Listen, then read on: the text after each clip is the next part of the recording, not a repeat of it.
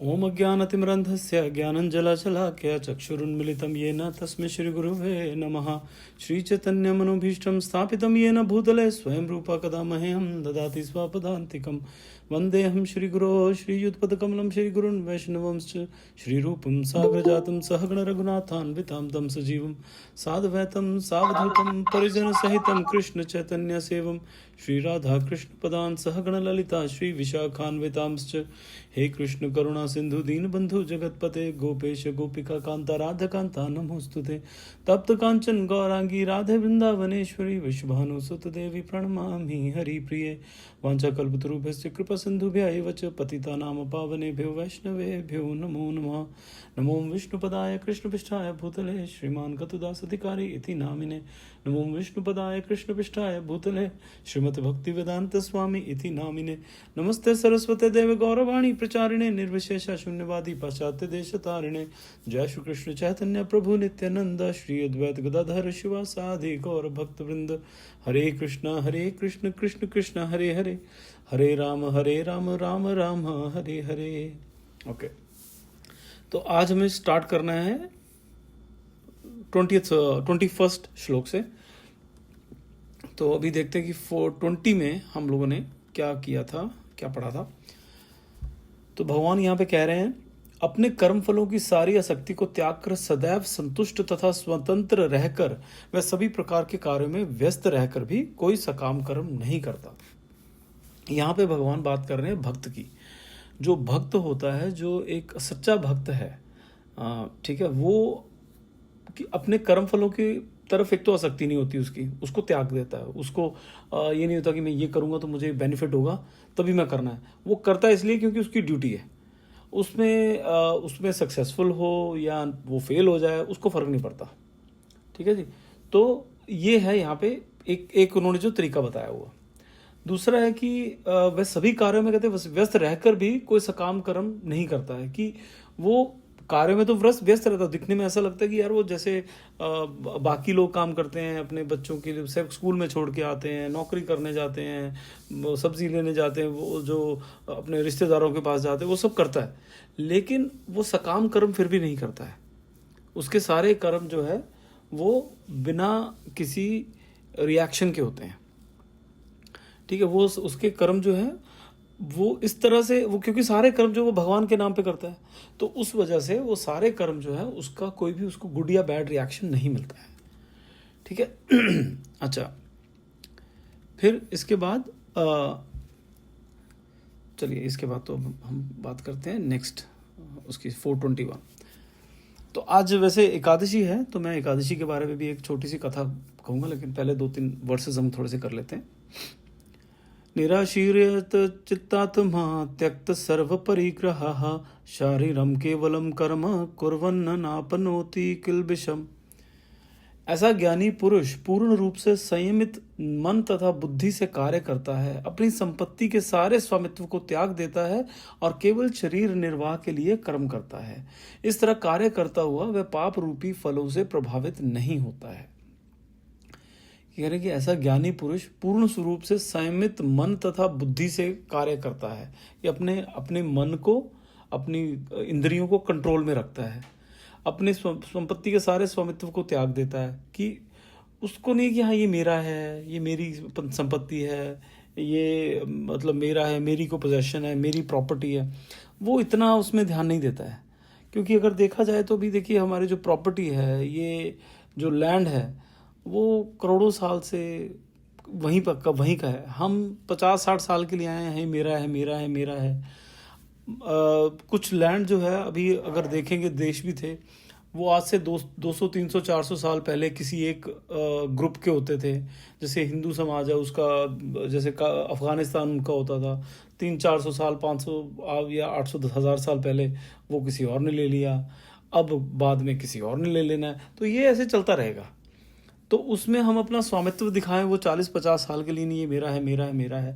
हाँ ठीक है, वो होता है कि हाँ ये उससे हमारी जीवनी चलती है, तो वो ज़रूरी है, लेकिन उसमें बहुत ज़्यादा आसक्ति रखना इस जो भगवान यहाँ पे कह रहे हैं कि वो नहीं करते हैं, जो भक्त लोग हैं वो नहीं करते हैं। अच्छा, इसमें प्रभुपाद जी क्या कहते हैं? अब प्रभुपाद जी कहते हैं कि कि वह जानता है कि वह परमेश्वर का अभिन्न अंश है। ठीक है, एक जो भक्त है, जो कि भगवान को समझता है, जो भगवान की पूजा करता है, उसको पता है कि वो एक परमेश्वर का ही अंश है जो कि अलग हुआ पड़ा है, लेकिन अंश वो परमेश्वर का है। कहता है अतः अंश रूप में उसके द्वारा संपन्न कोई भी कर्म उसका ना होकर उसके माध्यम से परमेश्वर द्वारा संपन्न हुआ होता है। कि वो भगवान का ही कर्म हम मान के चलते हैं, ऐसे सोच के चलते हैं कि नहीं ये भगवान का ही कर्म है, ये हमारा नहीं है, ये भगवान का कर्म है, भगवान ये सब कर रहे हैं, हम नहीं कर रहे हैं ये सब। तो जब ये सोच आ जाती है तो जो भी हम करते हैं वो भगवान द्वारा ही किया हुआ होता है। वो कैसे, फिर उसकी एग्जाम्पल क्या देते हैं प्रभुपाद, कहते हैं कि जब हाथ हिलता है तो वह स्वेच्छा से नहीं हिलता, अभी तो सारे शरीर की चेष्टा से हिलता है। कि हम सारे का सारा जो शरीर, जो हमारा हाथ हिलता है, तो ऐसा थोड़ी कि हाथ को मन कर रहा हिलने का तो हिल रहा है, वो तो शरीर, दिमाग बोलता है, पूरा शरीर बोलता है कि नहीं यहाँ पे ये हिलना चाहिए, तो वो हिलता है। जब पशु की तरह उसका अपने शरीर पर भी कोई स्वामित्व नहीं होता है। जैसे हम बोलते हैं कि ये प्रॉपर्टी हमारी, हमारे बॉडी पे हमारा स्वामित्व नहीं है। ठीक है, क्या स्वामित्व है? ये बूढ़ी हो रही है, मैं नहीं चाहता ये बूढ़ी हो, लेकिन मैं नहीं रोक सकता। मुझे रात को नींद आती है, रात को नहीं सोता तो सुबह नींद आती है, मैं नहीं रोक पाता उसको। क्या है का स्वामित्व है हमारा? हम लोग यही ढूंढते रहते हैं कि नहीं हम स्वामी हैं, हम इसको, ये भी पोजेस दिस, हमको ये चाहिए, हमें ये चाहिए, हम ये भी मेरा, वो भी मेरा। हमारा स्वामित्व नहीं है, हम सिर्फ चीज़ें इकट्ठी करते हैं। ये शरीर भी एक चीज़ है, ऐसे ही जैसे बाकी वस्तुएं इकट्ठी, ये भी हमारी एक चीज़ है।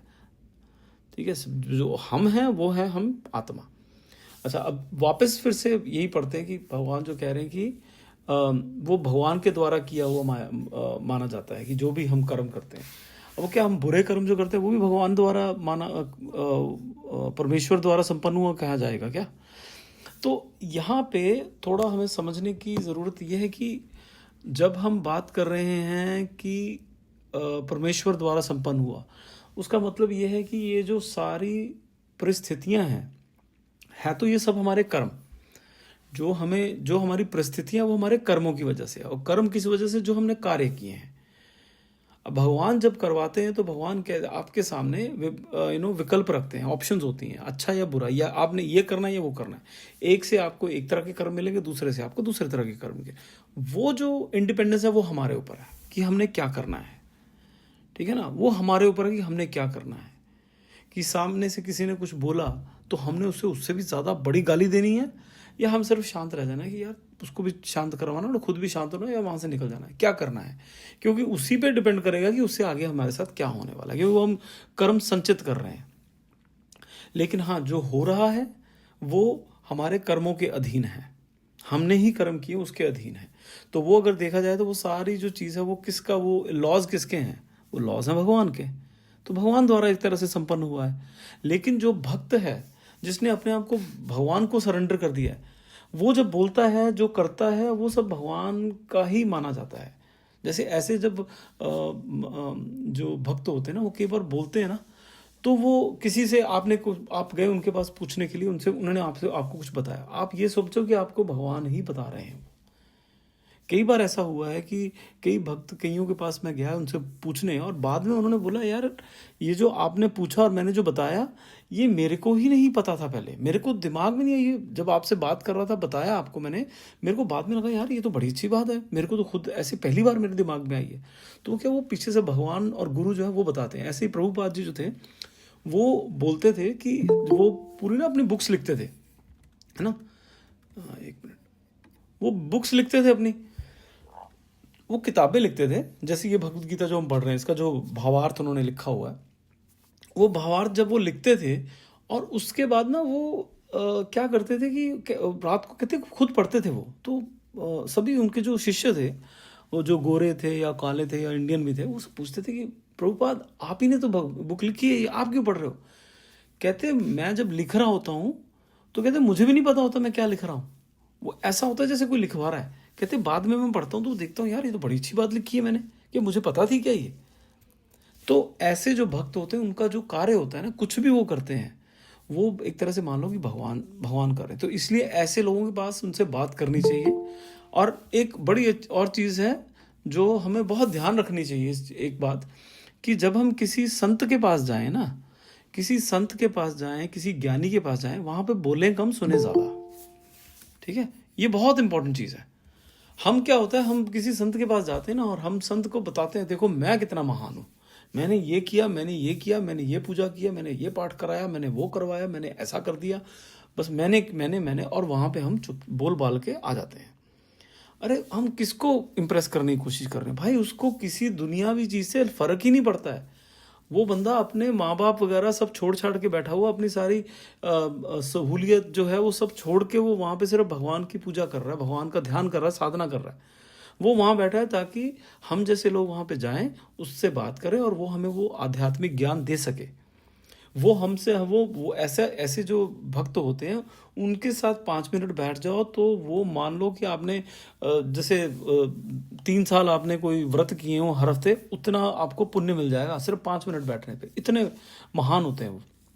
तो ऐसे किसी भी भक्त के पास आप जाएं, साधु संत भक्त, तो उनकी सुने, उनसे प्रश्न करें, ठीक है? उनको सुनाए मत, उनको अपना ज्ञान मत बताने की कोशिश करें, क्योंकि आपने जो पढ़ा है वो उसको जी रहे हैं, ठीक है ना? हमने जो पढ़ा है, हम तो सिर्फ पढ़ी लिखी बातें कर रहे हैं, वो उस चीज़ को जी रहे हैं, तो उनको वो बहुत अच्छी तरह से पता है, ठीक है? तो ऐसे ऐसे बहुत सारे खैर हमारे पास किस्से हैं कि जहाँ पे ऐसे लोगों ने किया, और हमारे शास्त्रों में लिखे हुए हैं ये समझाने के लिए हम लोगों को कि जब हम संत के पास जाएं तो वहाँ पे एक तो जाना चाहिए जैसे टीचर के सामने जाता है। टीचर के सामने जब हम हम्बल होंगे, थोड़ा सा जैसे विनम्र होंगे, तभी हमें समझ में आएगा। अगर हम अपने बहुत ही रोब में जाएंगे कि भैया मैं तो, मेरे को तो पहले ही बहुत कुछ आता है, मैंने तो ये किताब पढ़ रखी है, मैंने तो इतनी पूजा करता हूँ, मैं सुबह उठ के पौना घंटा तो मेरी एक आरती में लगता है, 4 घंटे तो मेरी पूजा चलती है दिन में, तो ये सब करके जाएंगे फिर कुछ समझ में नहीं आएगा, फिर कोई फ़ायदा भी नहीं, फिर तो टाइम वेस्ट है उसका भी और आपका भी, ठीक है? अगर मैं ऐसा करके जाऊँ तो मेरा तो कोई फ़ायदा नहीं है फिर। ऐसा तो जाना है तो जाके हमें उनसे सुनना है, उनकी बातें सुननी है, चाहे वो आपको पता हो फिर भी आप सुने, ठीक है? ओके जी, हम आगे बढ़ते हैं। 422 यदृच्छालाभसन्तुष्टो द्वन्द्वातीतो विमत्सरः समः सिद्धावसिद्धौ च कृत्वापि न निबध्यते। जो स्वतः होने वाले लाभ से संतुष्ट रहता है, जो द्वंद्व से मुक्त है और ईर्ष्या नहीं करता, जो सफलता तथा असफलता दोनों में स्थिर रहता है, वह कर्म करता हो भी कभी बंधता नहीं है, ठीक है? ये हो गया निष्काम कर्म वाली स्थिति, कि जो स्वतः होने वाले लाभ से संतुष्ट है, जो अपने आप लाभ हो गया ना उससे संतुष्ट है, कहता जो मिल गया बहुत बढ़िया है। और फिर कहता है जो द्वंद्व से मुक्त है। द्वंद्व मतलब उसको ये नहीं कि मेरे को क्या कहते हैं, जब धूप है तो उसको बहुत गर्मी लग रही तो बहुत पीड़ा हो रही है, ठंड में उसको बहुत ठंड लग रही तो बहुत पीड़ा हो रही है, वो द्वंद्व से मुक्त है। वो सर्दी में भी खुश है, वो गर्मी में भी खुश है। वो ऐसा नहीं कि यार मैं हिमाचल में नहीं रहना, बड़ी ठंड है यार यहाँ पे, या ऐसा नहीं मैं दिल्ली में रहना, बड़ी गर्मी है यहाँ पे, या मैंने वो उन सब चीज़ों से मुक्त है, उसको फ़र्क ही नहीं पड़ता है। तो साधु जो हमारे कई संत जो हैं, जो वो हिमालय में रहते हैं, क्या वो कोट पैंट लेके जाते हैं कि वो शॉपिंग करके जाते हैं कि मोटे मोटे कोट और मोटे मोटे गद्दे लेके जाएंगे? वो उन्हीं 2 कपड़ों में वहाँ पे रहते हैं, क्योंकि संतों का एक जो इनका संतों का होता है कि वचन प्रण जो होता है वो होता है कि कुछ सिला हुआ कपड़ा नहीं पहनते। ये कई संत आपने देखे होंगे साधु, वो सिला हुआ कपड़ा नहीं पहनेंगे जिसमें सिलाई लगी हो, मतलब सिला हो मतलब किसी में छेद हो या जिसमें फटा हुआ हो, जिसमें उसको भी बोलते हैं कि ये एक तरह से वो हो रखा है, इसमें वायलेंस हो रखा है, या जिसको बोलते हैं कि हिंसा हो रखी है, तो वो छेद किया हुआ कपड़ा नहीं पहनते। तो इसलिए वो नीचे भी चादर लपेटी होती है, ऊपर भी उन्होंने चादर ली होती है, सिलते नहीं है वो, ठीक है? तो हम भी जैसे मेरी जैसे सर्विस होती है, कई बार जो विग्रह हैं भगवान के, उसके अंदर इस्कॉन के मंदिरों में हर कोई अंदर नहीं जा सकता, अलाउड नहीं होता। मंदिर के मूर्तियों के पास, जिनको हम मूर्ति बोलते हैं, विग्रह कहते हैं, विग्रह के पास हर कोई अलाउड नहीं होता। तो लेकिन जो जाएगा वो आप कभी ध्यान देना, उन्होंने कभी भी कुछ सिला हुआ कपड़ा नहीं पहना होता। नीचे उन्होंने धोती पहनी होगी और ऊपर पहनी होगी एक चादर, ऊपर चादर ली होगी उन्होंने, बस यही पहना होगा। अगर वहाँ जाना है तो बाहर पहनते हैं लेकिन अंदर नहीं पहनते। बाहर वो कुर्ता पहनते हैं, अंदर वहाँ नहीं पहनते। अंदर आपको कभी भी इस्कॉन के मंदिरों में विग्रह के पास कोई भी कुर्ता पहना हुआ आपको नहीं मिलेगा। अच्छा, फिर कह रहे हैं कि और ईर्ष्या नहीं करता। ईर्ष्या एक सबसे बड़ी चीज़ है, ईर्ष्या बिल्कुल नहीं। कहते हैं कि गोलोक धाम में अगर किसी को क्रोध आता है वो भी ठीक है, ठीक है। बाकी कई चीज़ें जो हैं, अवगुण जो हैं, वो वैसे तो कोई गुण अवगुण नहीं होने चाहिए। मतलब क्रोध आता है भगवान के लिए आता है, या ऐसे किसी अच्छे काम के लिए, वैसे वैसे नहीं कि अपना अहम है उसके लिए, अपने अहंकार के लिए क्रोध आता है, वो नहीं। कहते हैं कि बाकी जो हैं वो भक्त का फिर भी वो बर्दाश्त, बाकी जो अवगुण है भगवान जो है भक्त को बर्दाश्त कर सकते हैं, लेकिन जो ईर्ष्या वो कभी बर्दाश्त नहीं करते। ईर्ष्या बिल्कुल नहीं होनी चाहिए, कहते हैं, ठीक है। अच्छा, और जो सफलता और असफलता दोनों में स्थिर रहता है, यही द्वंद्व होता है, जो असफलता और सफलता और असफलता की। सफलता है तब भी वो खुश है, असफलता है तब भी वो खुश है।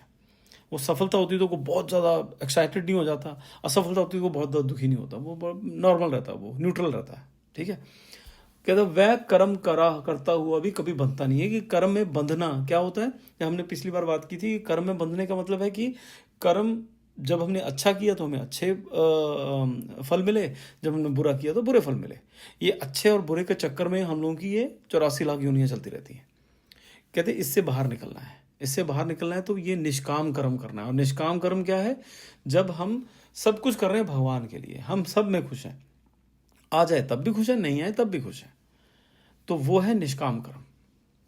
अच्छा, इसमें प्रभुपाद जी क्या कहते हैं, प्रभुपाद जी कहते हैं कि कृष्ण भावना भावित व्यक्ति ना तो मांगता है ना उधार लेता है, किंतु यथा समर्थ्य वह सच्चाई से कर्म करता है और अपने श्रम से जो प्राप्त हो पाता है उसी में संतुष्ट रहता है, ठीक है। कि देखिए हम उधार मांगते हैं, ठीक है, कहीं से मांगते हैं, वो किस लिए मांगते हैं, क्योंकि हमारे पास जो है, हमें जो करना है हम अपनी चद्दर से बाहर निकल के करना चाह रहे हैं, ज़्यादातर इसलिए मांगते हैं।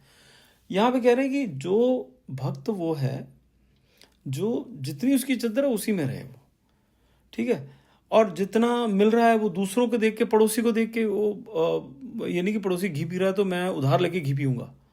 वो कह रहे नहीं मिल रहा तो नहीं मिल रहा, कोई बात नहीं, ऐसे चलेगा। जैसे जो मिल रहा है वो जो उसको मिलता है वो भगवान का प्रसाद समझ के उसी में रहता है। जैसे कि हम जो एग्जाम्पल देखते हैं, द्रोणाचार्य जी इतने बड़े आचार्य थे, इतने ज्ञानी थे, लेकिन उन्होंने उनके जो नियम थे, उनकी जो धर्म के नियम थे, उसकी उल्लंघना नहीं की उन्होंने।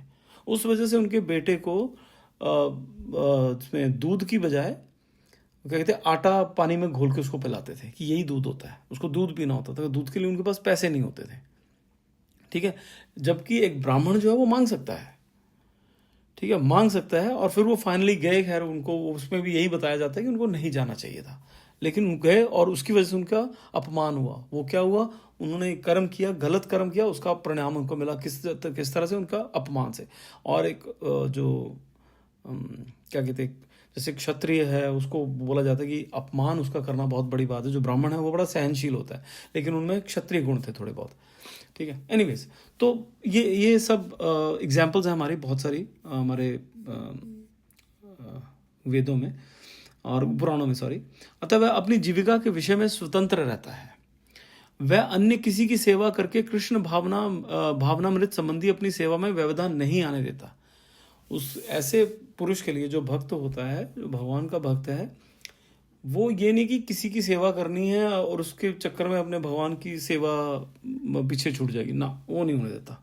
भगवान की सेवा ये नहीं कि मंदिर में जाकर जो सेवा करनी, वो मतलब ऐसा नहीं होता कि जो भगवान को पसंद है वही करना है। ऐसा नहीं कि किसी की वजह से, जैसे एक मूवी थी उसमें था जी कि बंदा तो वेजिटेरियन होता है, बट कोई बच्चा आता है उसको चिकन ही खाना होता है, उसको बहुत पसंद है तो वो चिकन खाना शुरू कर देता है।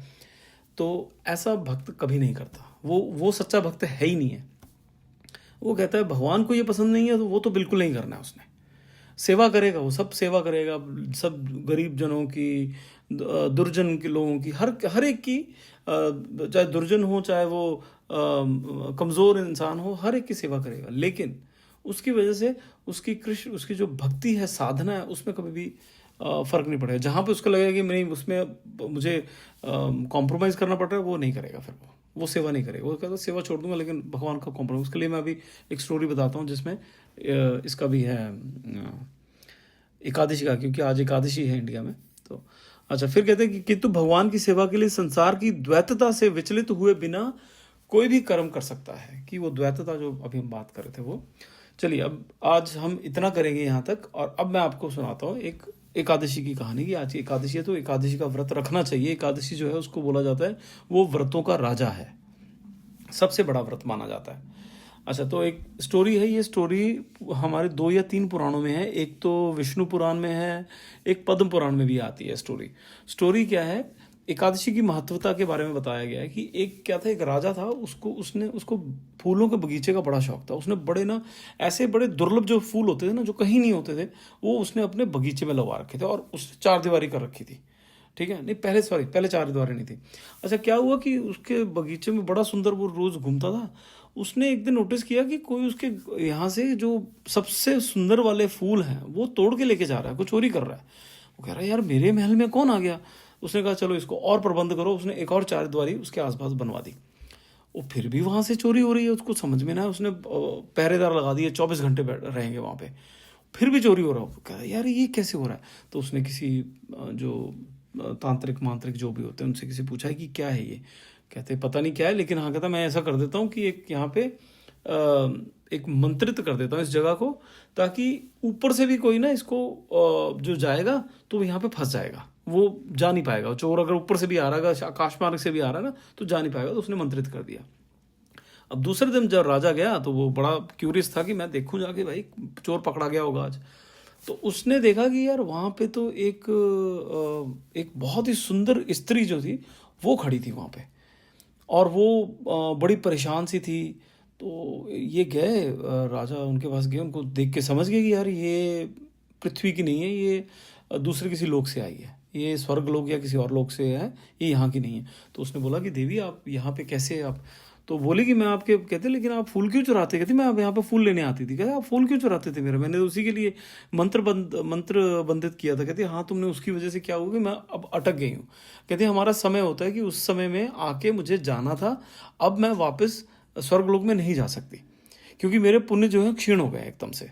जितने जो पुण्य चाहिए होते हैं वहाँ जाने के लिए, उस समय के बीच बीच में मुझे जाना था, अब नहीं जा पाई, तो अब मेरे क्षीण हो गए, अब मैं नहीं जा सकती।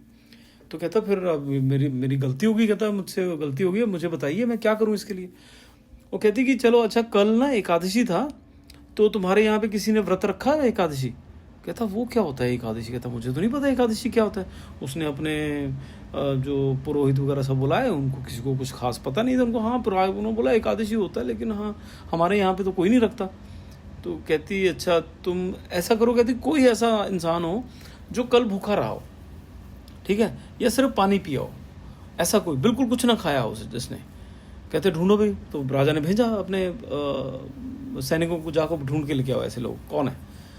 तो वो गए, उनको एक बंदा मिल गया कि अब मुझे वो भूल गया कि किस वजह से वो खाना नहीं खा पाया था, वो बीमार था या क्या हुआ था, क्योंकि उसका राज्य बहुत ही अच्छा राज्य है जिसमें कोई भिखारी नहीं, कोई गरीब नहीं था, सबको खाना मिलता था, सब बढ़िया थे।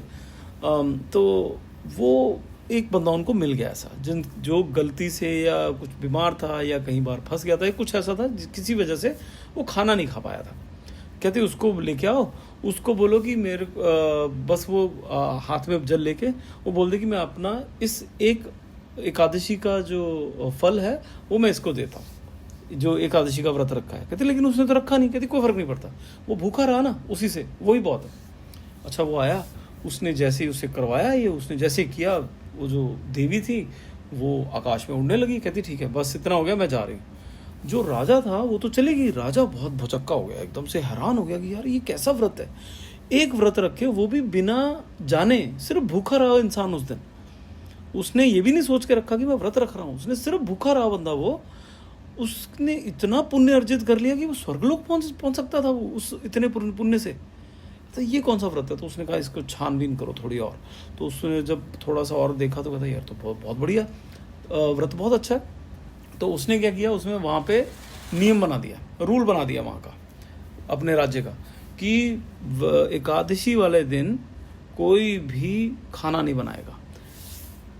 उसमें था कि 7 या 8 साल से कम का बच्चा खाना खा सकता है और 80 साल से ऊपर का बंदा खाना खा सकता है। 7 से 80 साल के जो बंदा है वहाँ पे खाना नहीं बनेगा। वो कैसे चेक करते थे उस टाइम पे, खाना कैसे बनता था, लकड़ी से। तो आग जलेगी तो धुआं उठेगा, तो जहाँ पे धुआं दिखता था वहाँ के लोगों को पकड़ के जेल में डाल देते थे। इतना स्ट्रिक्ट कर दिया था उसने। तो इस वजह से क्या हुआ कि सब जो है एकादशी का व्रत रखते थे, कोई पूजा करें ना करें लेकिन हाँ व्रत रखते थे। और फिर होता है कि हाँ किसी को खाना है तो ठीक है तुम पानी पी सकते हो, और खाना है किसी को, कोई बीमार है तो वो खा सकता है, उसका वो फल फ्रूट वगैरह वो सब खाओ, वो पकना कुछ नहीं चाहिए और हरि का नाम लो। सब ने वो शुरू कर दिया। अच्छा हुआ ऐसा उसकी वजह से कि वहाँ के पूरा, क्योंकि सारा उस वक्त जो राजा था वो सारा देश, पूरा जो भूमि था, पूरा पृथ्वी उनके अंडर था, उन्होंने पूरी पृथ्वी में लागू कर दिया। अब उसके बाद क्या हुआ कि सारे के सारे जाने शुरू हो गए सीधा वैकुंठ धाम। कोई नरक में नहीं जा रहा है, कोई स्वर्ग लोक में नहीं जा रहा है, ठीक है, स्वर्ग लोक में कुछ लोग स्वर्ग लोक में जा रहे हैं लेकिन नरक में कोई भी नहीं जा रहा है। अच्छा फिर अब ये देख के जो हमारे यमराज थे वो परेशान हो गए, कहते यार ये तो अच्छा खासा स्यापा है ये तो। वो उन्होंने क्या किया, वो गए ब्रह्मा जी के पास, ब्रह्मा जी को जाके बोले, बहुत उसमें बहुत लंबा, ये बड़ा फनी है और बहुत ही लंबा संवाद है इनके बीच में, ब्रह्मा जी और यमराज के बीच में। तो लेकिन शॉर्ट में मैं आपको बताऊं तो वो यमराज जी कहते हैं कि ऐसा कीजिए ब्रह्मा जी, मेरी जॉब जो है ना, इसको मेरे को यहाँ से जॉब से निकाल दो, मेरे को कोई और जॉब दे दो, ये नौकरी तो निकाल दो, ये पद जो है ना इसी को ख़त्म कर दो, यमराज की ज़रूरत ही नहीं है, नरक की ज़रूरत ही नहीं है। कहते क्या हो गया, वो पूछे भाई क्या हो गया, इतना क्यों परेशान हो गया। कहते नरक में है ही कोई नहीं, सारे मेरे जितने लोग हैं, जितने यमदूत हैं वो सब बैठे हुए हैं, मैं अकेला बैठा हूँ, मक्खियाँ मार रहा हूँ, कोई काम नहीं है मेरे पास, आई कोई नहीं रहा। कहते ठीक है, कहते कोई कोई आ ही नहीं रहा है, ठीक है, कोई नहीं आ रहा है। कहते तो नरक में कोई आ नहीं रहा। कहते क्यों नहीं आ रहा है। वो कहते उस राजा ने बना दिया है नियम, पृथ्वी में सारे के सारे जो लोग हैं वो रखते हैं एकादशी, तो कहते उस वजह से वो लोग आ ही नहीं पाते, वहाँ पे आ ही नहीं रहा है कोई भी। कहते अच्छा यार ये तो बड़ा गड़बड़ काम हो गया। कहता तो कहते कोई नहीं, मैं कुछ करता हूँ। ब्रह्मा जी ने बोला, ब्रह्मा जी ने क्या किया, उसी वक्त एक बहुत सुंदर स्त्री प्रकट की, उसको बोला कि देखो तुम्हारा काम क्या है, तुमने ये जाना है अभी और उस राजा का व्रत तोड़वाना है, ठीक है, तुम पहले उसको फंसाओ अपने रूप में, उसके साथ शादी वादी करो, जो भी करना है करो, लेकिन उसका व्रत तोड़वाना है। कहते ठीक है। और वो ऑफकोर्स अगर ब्रह्मा जी ने बनाई है तो वो सुंदर तो बहुत ही ज़्यादा होगी, और स्पेशली इसी काम के लिए तो वो सुंदर तो बहुत ही ज़्यादा होगी, ठीक है जी। तो वो थी, तो चलिए वो चली गई। अब आगे फिर स्टोरी है कि हाँ एक पर्वत में थी, वो गाना गा रही थी, तो ऑल दोस थिंग्स, तो जो भी था, लेकिन सीधा मैं आता हूँ पॉइंट पे कि हाँ वो आ गई, राजा को दिखी और बहुत सुंदर लगी, तो राजा का उसने मन मोह लिया, और राजा ने बोला कि आप, वो राजा उनको जो है वहाँ पे ले आया अपने राज्य में। अच्छा वो राजा जो था उनकी ऑलरेडी एक रानी थी और एक पुत्र था जो कि 16-17 साल की उम्र का था। अच्छा अब ये राजा जो है, इस जो कन्या थी जो ब्रह्मा जी की पुत्री है एक तरह से, मानस पुत्री, उसको बहुत ज़्यादा प्यार करने लगे, बहुत उनके साथ समय बिताते थे, लेकिन एकादशी नहीं छोड़ते थे। सिर्फ एकादशी के दिन वो उनके पास नहीं जाते थे, बाकी उन्हीं के पास रहते थे। अच्छा ऐसा कुछ 1-2 साल चलता रहा, ठीक है। वो ढूंढ रही थी कि मैं बिल्कुल एक बार पक्का हो जाए फिर मैं बोलूँ। फिर एक ऐसा समय आया, एकादशी आई, और ये बोले, रानी बोली कि ऐसा है कि आज आपको एक मेरी बात माननी होगी। कहते हाँ बोलो, तुम्हारे लिए तो जान हाजिर है। कहते मैं बहुत प्रेम करता हूँ तुमसे, तुम जो बोलोगी। कहते मुझे वचन दो, आप मना नहीं करोगे। कहते मैं वचन देता हूँ, मैं कोई मना नहीं करूँगा। उसने बोला कि आप आज व्रत मत करो, आपका ना सेहत खराब हो जाती है, ऐसे व्रत थोड़ी करते हैं, आप कुछ नहीं खाते पीते हो, सारा दिन बैठे रहते हो, ऐसे सेहत खराब हो जाएगी। मैं आपसे बहुत प्रेम करती हूँ, मेरे से आपकी सेहत ऐसी ख़राब होती थी, अच्छी मैं देख नहीं सकती, मेरे को अच्छा नहीं लगता है, आप कुछ नहीं खाते हो, प्लीज़ आप कुछ खाओ और ऐसे मत करो, ऐसे व्रत मत रखो, तो मेरे प्यार प्रेम के लिए आप ये करो। उसने भी बड़े प्यार से कहते देखो मैं समझता हूँ तो बहुत प्यार करती हूँ मुझसे, लेकिन देखो मैं ये नहीं कर सकता, इसको नहीं छोड़ सकता। चलिए एनीवेज बहुत लंबी ये भी डिस्कशन हुई, ले दे के उसने जब देखा कि मेरी चली कुछ नहीं रही है और मेरा तो जन्म इस काम के लिए हुआ, ठीक है, तो वो गुस्से में आ गई। उसने बोला कि ठीक है तुम्हें नहीं रखना ना, तो एक ही रीज़न है। कहता तुम और कुछ भी बोलो मैं कर दूंगा, तुम्हें ये राज्य चाहिए, राज्य ले लो, मैं चला जाऊंगा यहाँ से, तुम राज्य ले लो, जो करना है करो, लेकिन तुम मतलब मैं तुम्हारा गुलाम बन के रहूँगा सारी उम्र, लेकिन ये मत बोलो मेरे को। तो वो बोली अच्छा ठीक है, एक ही तरीका है जिससे मैं मान जाऊंगी। कहते क्या? तुम कहती अपने हाथ से अपने पुत्र का गला काटोगे मेरे सामने यहीं पे आज ही। वो हिल गया, उसका पुत्र भी आ गया वहाँ पे। वो बोला पिताजी ये तो कोई बात ही नहीं है, आप काटो लेकिन आप व्रत मत खोलना, व्रत मत तोड़ना। अच्छा तब तक ये हुआ था कि उसकी जो पहली रानी थी और उसका जो पुत्र था वो भी आगे रानी को समझा रहे हैं। बात इतनी ज़्यादा बढ़ गई थी कि उसको भी समझा रहे हैं कि देखो उनको व्रत के लिए रोको मत। लेकिन देखिए उसका निश्चय कितना था। अब इसमें क्या है कि वो अपने लिए नहीं सोच रहा है इतना, जो राजा है वो सोच रहा है प्रजा के लिए। उसने बोला कि अगर मैंने एक दिन ये तोड़ दिया ना व्रत अपनी बीवी के कहने पे, सारी प्रजा जो है वो भी तोड़ना शुरू कर देगी। यही हुआ था रामायण में। जब धोबी ने बोला था तो भगवान ने बिना किसी जबकि सीता माता का कोई गलती नहीं थी फिर भी सीता माता को त्याग दिया। वो किस लिए? उन्होंने अपने, उनको बहुत दुख हुआ, सीता माता को भी दुख हुआ, उन्होंने अपने दोनों का दुख का ध्यान नहीं दिया, उन्होंने ध्यान दिया प्रजा के दुख का। उनको पता था कि अगर वो ये नहीं करेंगे, क्योंकि सब लोग क्या फॉलो करते लीडर को, ठीक है ना। तो यहाँ पे भी क्या हुआ, ये यहाँ पे भी राजा जो है वो मना क्यों कर रहा है? वो इसलिए मना कर रहा है कि अगर उसने तोड़ना शुरू किया ना उसकी सारी प्रजा तोड़ना शुरू कर देगी और फिर सारे के सारे दोबारा से नरक में जाना शुरू हो जाएंगे। तो उसने मना कर दिया। तो फाइनली क्या हुआ, जब ये उसने बोला कि नहीं गला काटूंगी, वो बोला ठीक है। बेटा भी पड़ गया पीछे, बाप भी जो था वो जो राजा था वो बोला, बहुत ही दुखी था लेकिन कहता हाँ ठीक है। तो उसने तलवार उठाई, वो मारने ही वाला था, तभी वहाँ पे ब्रह्मा वगैरह सब प्रकट हो गए, सारे देवी देवता, भैया धन्य हो तुम, धन्य हो। और वो पूरे हमारे शास्त्रों में मुझे नहीं याद और कोई ऐसी कथा हो जहाँ पे, एक और है मेरे ख्याल से, जो अपने इसी शरीर के साथ, जो यहाँ का शरीर था उसी शरीर के साथ वैकुंठ धाम चले गए। सबको क्या होता है, ये शरीर छोड़ के दूसरे शरीर में अपना प्रवेश करना पड़ता है, ठीक है ना। ये शरीर जो वो इस धरती के लिए, जैसे पानी में रहना है, पानी में रहने के लिए आपको हमको अलग शरीर चाहिए, ये शरीर पानी में नहीं चलेगा।